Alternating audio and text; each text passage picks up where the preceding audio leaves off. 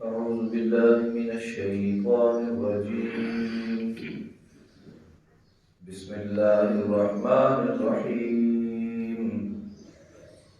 لا يغرنك تقلب الذين كفروا في البلاد متاع قليل ثم مأواهم جهنم وبئس المهاد.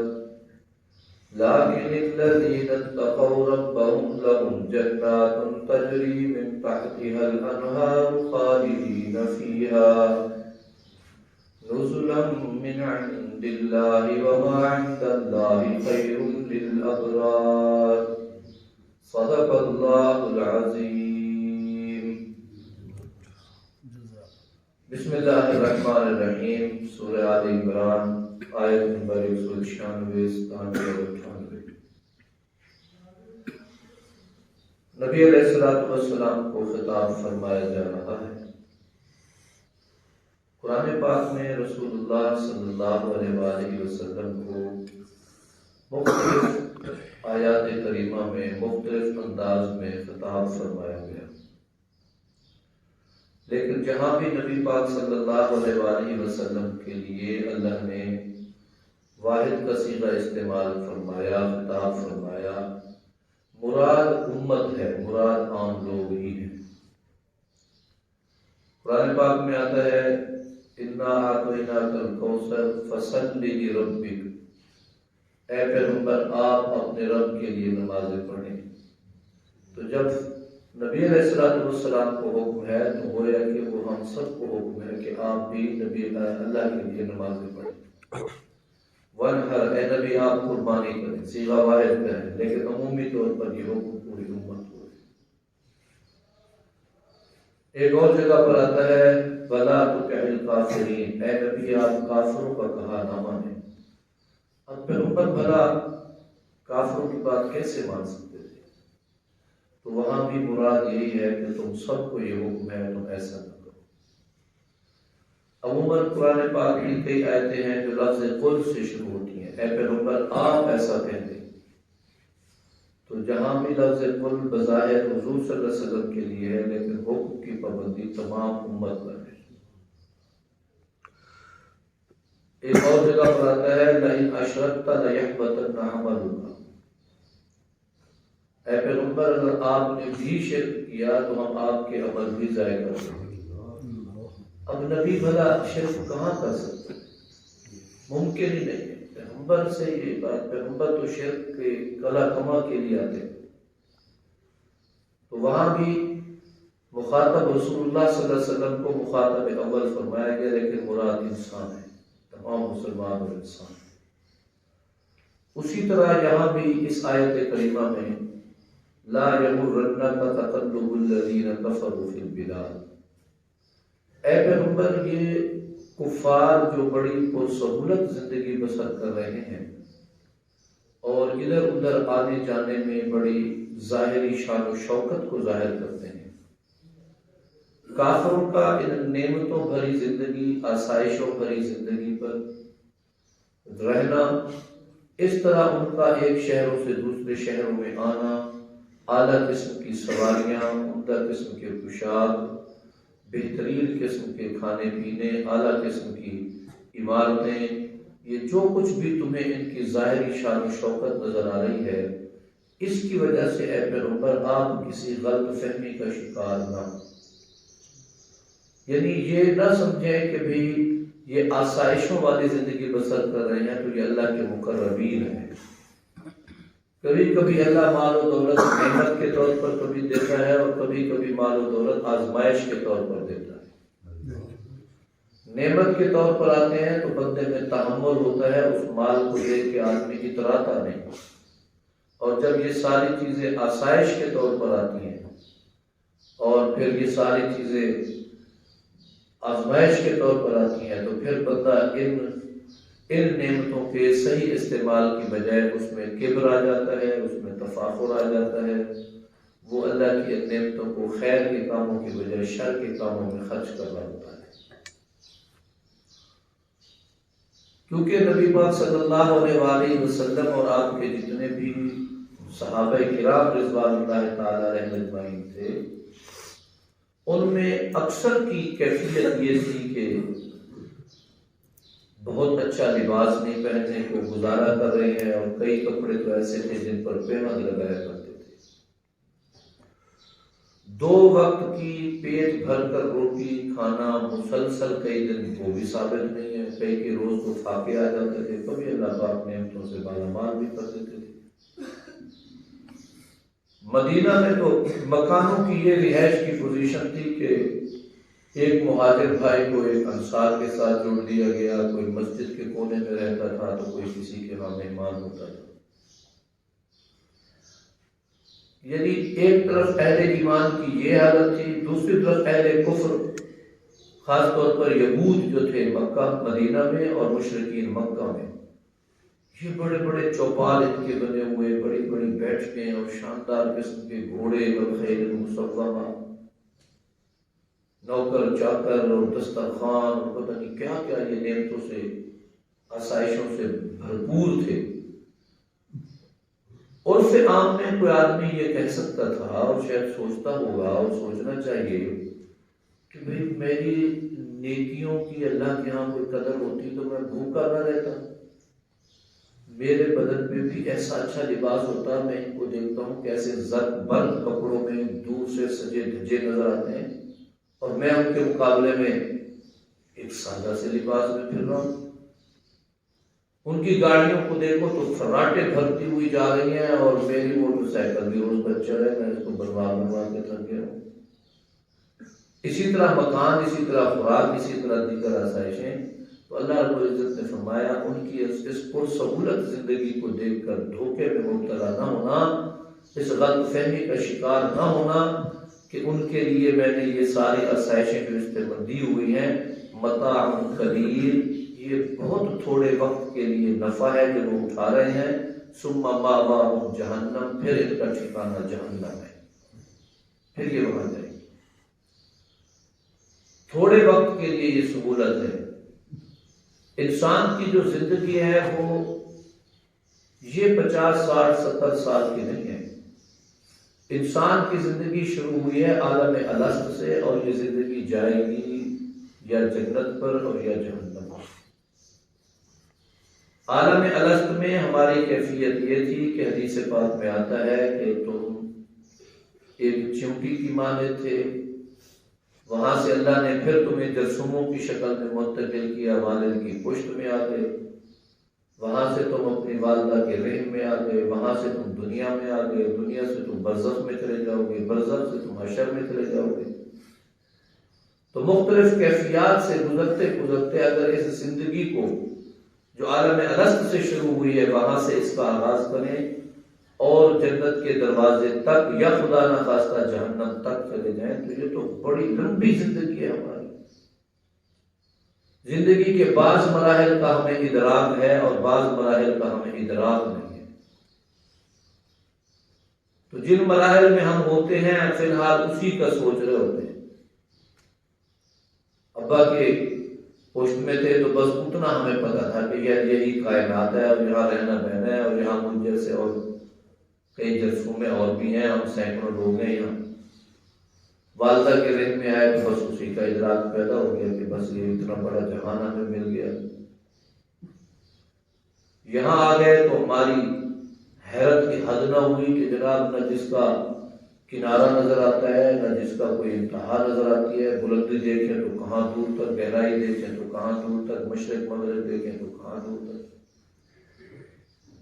برزخ میں جائیں گے قبر میں تو اس کی بھی یہی کیفیت ہے، اللہ ایمان والی موت عطا فرمائے تو جنت میں قبر میں جنت کی کھڑکی اور تا حد نظر وسیع،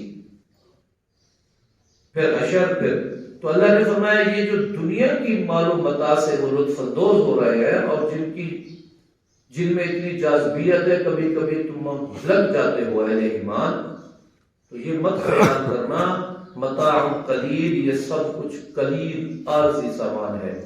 ثم مأواہم جہنم، یہ اس مزے کے جو دنیا میں حاصل کر رہے ہیں اس کے باوجود بھی ان کا ٹھکانہ جہنم ہے۔ کیوں جہنم ہے؟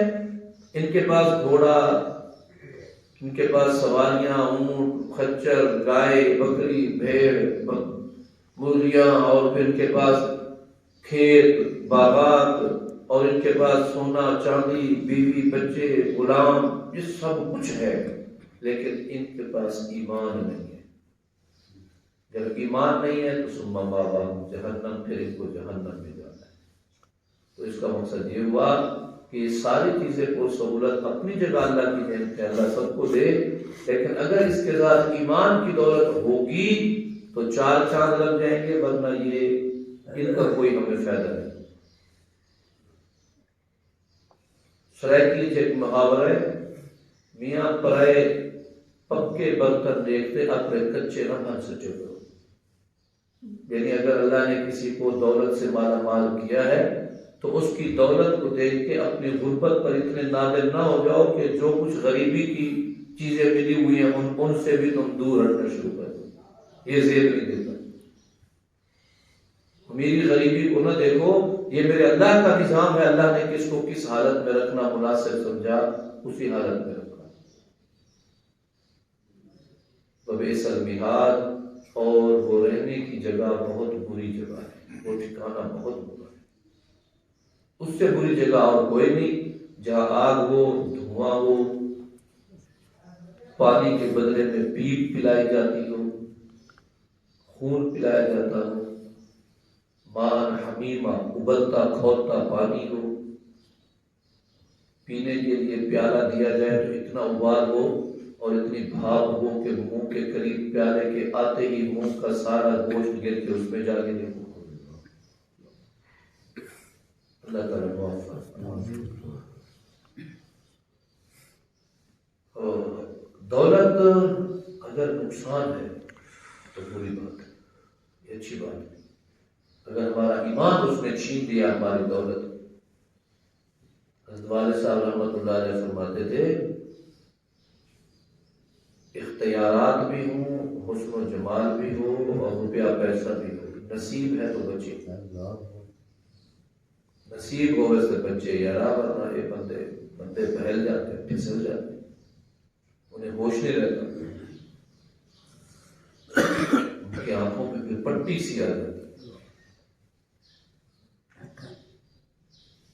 بس یہاں ایک بار نبی پاک صلی اللہ علیہ وسلم کی ایک سنت اور ایک آپ کا مبارک قرآن جملہ یاد کرنے، رسول اللہ صلی اللہ علیہ وسلم سے اللہ رب العزت نے پوچھا، آپ مسلسل پرمشقت زندگی بسر فرما رہے ہیں، تھک تو نہیں ہے؟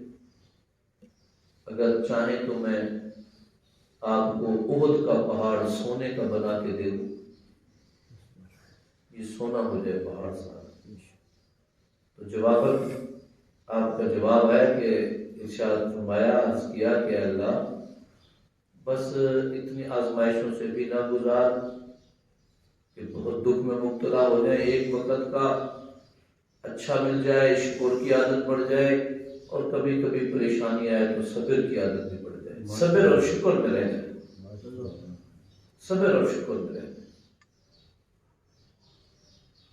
لیکن الذین اتقوا ربهم، اب رہے وہ لوگ جو متقی اور پرہیزگار ہیں۔ ایک طرف تو یہ لوگ ہیں جن کے پاس دنیا کے ظاہری طور پر ساری سہولتیں موجود ہیں، اس کے مقابلے میں وہ لوگ جو پرہیزگار ہیں، جو ڈر گئے ربهم، اپنے رب سے، جنہوں نے اپنے رب سے، رب کا خوف دل میں آباد کر لیا، کھانے میں، پینے میں، پہننے میں، سونے میں، اٹھنے میں، بیٹھنے میں، اڑوس پڑوس کے حقوق میں، گفتگو کرنے میں، سلیقہ شعار رہے اور ضابطۂ خدابندی کو فالو کرتے رہے، اور نبی پاک صلی اللہ علیہ وسلم کے بتائے ہوئے ارشادات عالیہ کے مطابق زندگی بسر کرتے رہے۔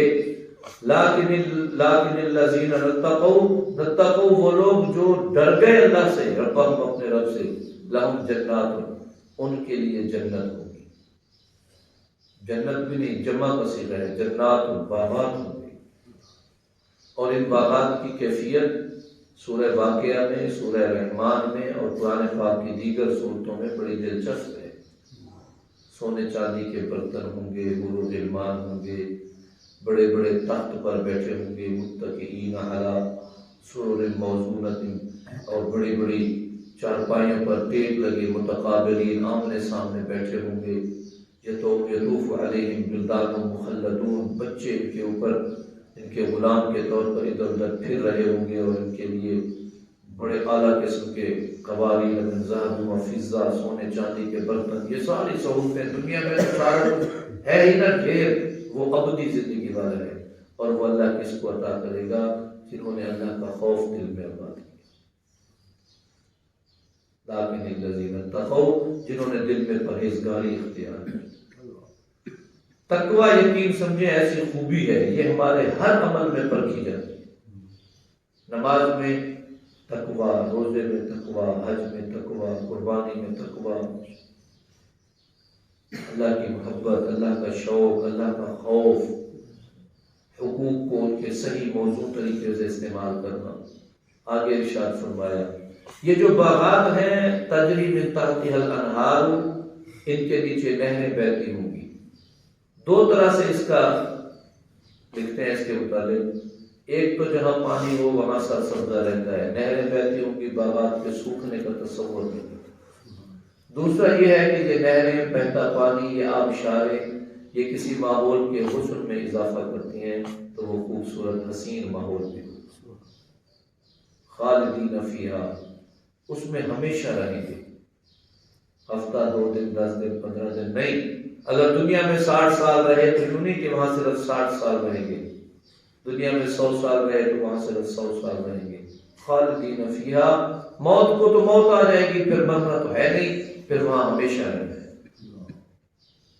اچھا، جب آدمی ہمیشہ رہتا ہے کسی ایک جگہ پہ تو بعض اوقات اس کا جی چاہتا ہے تبدیلی کو، گھوم پھر آئیں، مل ملا آئیں، یار مسلسل اس کوٹھی میں رہتے رہتے ہمارا اپنا گھر ہے لیکن کبھی جی چاہتا ہے ماموں کے ہاں، تایا کے ہاں، کبھی یار چلو کسی پہاڑی مقام پر ہو آئے، کبھی یار چلو کسی چولستان کی سیر کر آئے، کبھی کسی دریا کے کنارے ہو آئے۔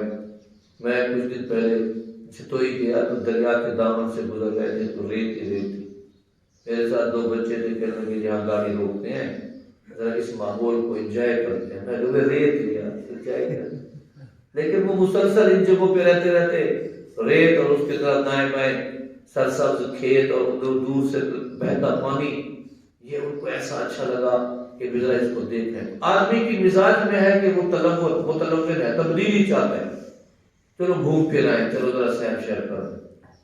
پہاڑوں میں رہنے والا چاہتا ہے کہ دریاؤں کی سیر کر رہے ہیں، دریاؤں والے چاہتے ہیں یار ذرا کراچی چلے، ملتان چلے، لاہور چلے، مری چلے، تو ہم یہ مختلف شہروں میں۔ تو اللہ تعالیٰ نے فرمایا وہاں اکتاہٹ نہیں ہوگی، کیوں؟ نزلا من عند اللہ، ہر وقت ایسا ہوگا جیسے VIP مہمان کو میزبان خدمت کرتا ہے نا، ہر وقت کھانا نرالا، ہر وقت انداز دلکش، تو وہاں اللہ تعالیٰ تمہیں ایسا ماحول عطا فرمائیں گے، ہوگے تو آپ خالدین فیہا ہمیشہ، لیکن آپ کا ہر دن، ہر لمحہ وہ ایسا ہوگا جیسے ابھی آپ مہمان آئے ہیں اور آپ کا میزبان آپ پر ہر نعمت کو اجاگر جھڑکنے کے لیے تیار ہے۔ ہر وقت اللہ پاک کی طرف سے مہمانی ہوگی۔ یہ کتنی بڑی مہمانی ہے، ہم اس مکان میں رہتے ہیں جنت میں، اس کا رنگ سفید ہے، جی چاہا کہ یہ تھوڑا پنک ہو جائے، بس ادھر سے سوچا ادھر سے رنگ تبدیل ہو گیا۔ ہم نے دیکھا یہ پنکھے چلے ہوئے ہیں، یہ پنکھے جو ہے یہ لوہے کے ہیں، سونے کے نہیں ہونے چاہیے، سونے کے بن گئے، آپ نے کہا اور وہ بن گئے۔ یہ کارپیٹ جو نیچے بچھا ہوا ہے، یہ کچھ مجھے ایسا لگتا ہے یار مسلسل 1 سال سے اس پہ استعمال کرتے کرتے جی بھر گیا، اب جو ہے نا یہ فلاں قسم کا ہونا چاہیے۔ ذہن میں ایک سکیچ آیا، خیال آیا، تصور آیا، اور ابھی وہ تصور ذہن میں تھا کہ اللہ نے اسے تبدیل کر دیا۔ یہاں سے بیٹھے دور سے ہم نے دیکھا کہ وہ سامنے شہتوت کا درخت ہے، بیری کا درخت ہے، وہ سامنے سیب کا درخت ہے، انار کا درخت ہے، انگور کا درخت ہے، یہ دیکھو کتنا اچھا انگور کھڑا ہے، کتنا پیارا، اس کے اوپر فلاں سیب ہے، انار ہے۔ بس آپ نے ادھر سوچا، ادھر سے وہ درخت وہیں سے چلا، سبحان اللہ۔ اس کی وہ شاخ جس پر لگا وہ پودا تھا لٹکا ہوا، آپ نے دیکھ کے جی چاہا تھا، وہ شاخ آگے جھکی، آپ نے وہ پودا توڑ دیا، وہ درخت کا پودا توڑا، پھر وہاں فوراً ایک اور لگ گیا اور شاخ وہاں کے اپنی جگہ چلی گئی۔ دودھ اور شہد کی نہریں. اتنا دل. نزلا من عند اللہ کا معنی ہے تمہارا ہر وقت ایسے ہوگا جیسے تم مہمان ہو. اور جس طرح ایک اچھے مہمان کے لیے میزبان اپنی پوری کوشش کرتا ہے کہ میں اس کو خوب خدمت سے خدمت کر لوں، تو تمہاری کیفیت ایسی ہوگی. سبحان اللہ. اللہ ہم سب کو جنت الفردوس نصیب فرمائے. اور جنت کا سب سے بڑا مزہ جو ہے کھانے پینے میں بھی ہوگا، اس میں بیٹھنے میں بھی ہوگا، سونے جاگنے میں بھی ہوگا. سب سے زیادہ مزہ جو ہے جنت کا وہ اللہ کی دیدار، اللہ کے دیدار، اللہ کی زیارت میں ہوگا. وہ ہر جمعہ کو ہوا کرے گا میدان مزید میں. نبی علیہ الصلوۃ والسلام کے پاس ایک مرتبہ حضرت جبریل امین آئے تو ایک شیشہ سا اٹھایا ہوا تھا، ماڈل، جنت کا ماڈل نقشہ، اور اس کے درمیان میں ایک نقطہ تھا. بعض علماء کہتے ہیں سفید رنگ کا، بعض اتنے کالے رنگ کا. ایک نقطہ، گول شیشہ ہے، درمیان میں ایک نقطہ سا. تو انہوں نے اللہ کے نبی نے پوچھا جبریل یہ نقطہ کیا ہے؟ اس نے عرض کیا جی یہ نقطہ جو ہے یہ میدان مزید ہے. یہ ایک گراسی پلاٹ ہے جنت کے درمیان میں، اور ساری جنت اس کے چاروں اطراف ہے.